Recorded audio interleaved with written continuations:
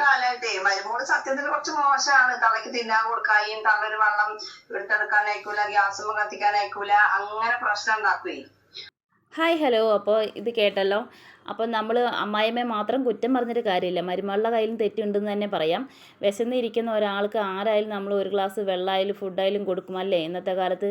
പ്രത്യേകിച്ച് ഇവർ മരുമകളും അമ്മായിയമ്മയും പറയുമ്പോൾ ഒരു വീട്ടിലുള്ള ഒരുപാട് പ്രശ്നങ്ങൾ കാണും. എന്നാലും ഫുഡും വെള്ളമൊന്നും കൊടുക്കാതെ ഇങ്ങനെയുണ്ടോ മരുമക്കൾ? അവർക്ക് ഒരുപാട് അസുഖങ്ങളും കാര്യങ്ങളും എന്തൊക്കെയോ ഇൻസുലേഷൻ കാര്യങ്ങളൊക്കെ നടക്കുന്നവരാണ്. അപ്പോൾ ആ സമയത്തിന് നേരത്തിന് അവർക്ക് ഭക്ഷണം കഴിച്ചില്ലെങ്കിൽ അതുള്ളൊരു ഭയങ്കര ബുദ്ധിമുട്ട് തന്നെയാണ്. കൈയും കാലും വിറക്കലും അങ്ങനെയുള്ള അവസ്ഥകളൊക്കെ വരും. എന്നാലും ഒരു ഗ്ലാസ് വെള്ളം ചായ ചോദിച്ചതിൻ്റെ പേരിലാണ് ഇപ്പോൾ ഇത്രയും പ്രശ്നങ്ങളുണ്ടായത്. പക്ഷേ ഇതിന് മുന്നേ അവർ ഈ അമ്മായിയമ്മയെ ഇട്ട് ഒരുപാട് ദ്രോഹിക്കുന്നു എന്നാണ് ഇപ്പോൾ കേൾക്കുന്നത്. ഒരു ഗ്ലാസ് വെള്ളം പോലും ഫുഡും നേരത്തിന് ഭക്ഷണത്തും ഒന്നും കൊടുക്കുകയില്ല, അങ്ങനെയൊക്കെയാണ് ഇപ്പോൾ കേൾക്കുന്നത്. എന്താണ് സത്യമെന്ന് ഈ വോയിസ് കേട്ടാൽ മനസ്സിലാവും. അപ്പോൾ ഈ വോയിസ് ഒന്ന് കേട്ട് നോക്കൂ, എന്നിട്ട് നിങ്ങളുടെ അഭിപ്രായം കമൻറ്റിലൂടെ അറിയിക്കുക. അത് കുറേ കാലമായിട്ടേ മരുമോള് സത്യത്തിൽ കുറച്ച് മോശമാണ്. തള്ളക്ക് തിന്നാൻ കൊടുക്കായും തള്ളൊരു വെള്ളം എടുത്തെടുക്കാൻ അയക്കൂല, ഗ്യാസും കത്തിക്കാൻ അയക്കൂല, അങ്ങനെ പ്രശ്നം ഉണ്ടാക്കുകയും. അപ്പൊ ഈ മൂപ്പത്തിക്ക് രാവിലെ ഇൻസുലിൻ വെച്ചിട്ട് മകൻ പോയതാണ്. ഇൻസുലിൻ വെച്ച് കുറച്ച് കഴിഞ്ഞ ഇതിന് ഭക്ഷണം കഴിക്കുകയാണെങ്കിൽ ഇതിന് വേറെ ഇളകും.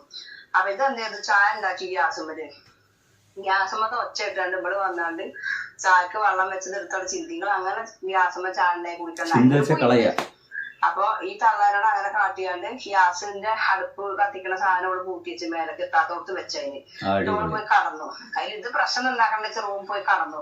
പക്ഷെ കുറച്ച് കഴിഞ്ഞപ്പോ ഇതിന് പറയാൻ തുടങ്ങി. ഫുഡ് കഴിക്കഴിഞ്ഞിട്ട് ഒരു ചായ വെള്ളമെങ്കിലും അതിലിട്ട് കുടിച്ചാല് അതിന് നിൽക്കും എന്തെങ്കിലും കഴിക്കാന്. അപ്പൊ ഇതിന് ഭക്ഷണം കിട്ടാത്തൊരു ദേഷ്യവും സങ്കടവും ഇത്രയും കാലം അടക്കി പിടിച്ച് കൊണ്ട് നടന്നൊരിതും ഒക്കെപ്പാടെ അത് 2 ദിവസം മുന്നേ കാച്ചി വെച്ചിരുന്നു കത്തി. അതെടുത്താണ്ട് ഓടെ ഉറങ്ങി കിടക്കുന്ന ഞങ്ങള് അവിടെ പോയിട്ട് വെട്ടിയാണ് കറച്ചിക്കാണ്. മൂന്നേ കൂടി കഴുത്തു കൂടി ഒക്കെ വെട്ടാണ്. ബീച്ച് പാഞ്ഞിട്ട് അപ്പൊക്കെ ചോര കണ്ടില്ല പോയത്, ആകെ വെട്ടിയിരുന്നു.